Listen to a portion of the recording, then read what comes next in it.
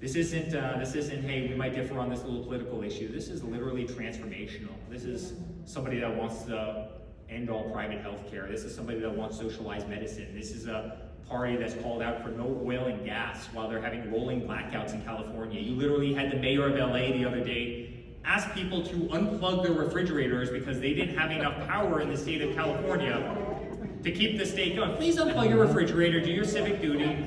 No, we live in the... California would be the 8th largest economy in the world if you were to strip it off of the rest. And our civic duty is to unplug a refrigerator. It's like, how about you stop these social experiments?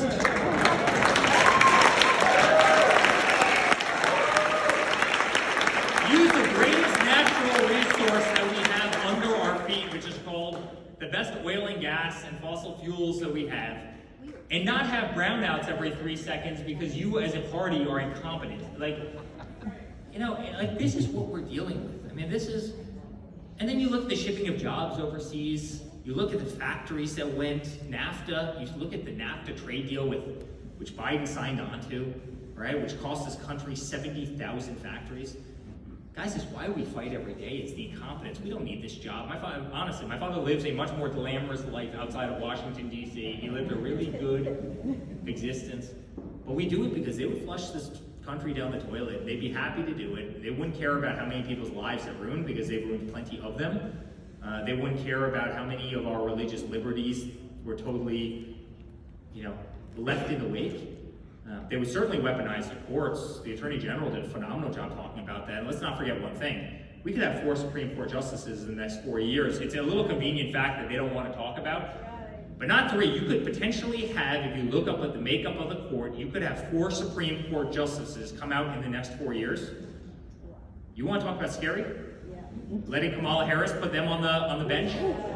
You wouldn't have a country. I mean, you wouldn't have religion. You certainly wouldn't have a Second Amendment. You wouldn't have much freedom of speech. You'd have socialized health care, and you'd have a broken economy. And it's scary, guys. And that's why we fight. And we will fight every second of every day. And I promise we as a family will never let you down. But much more importantly, I promise my father will never let you down.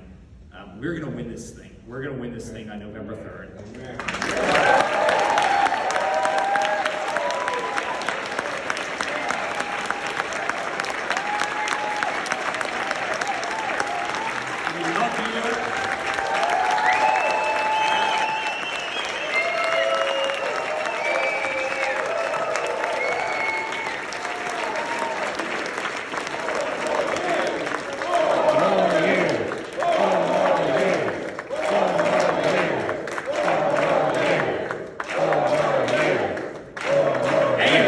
Drive the media crazy, 8 more years or 12 more years, right?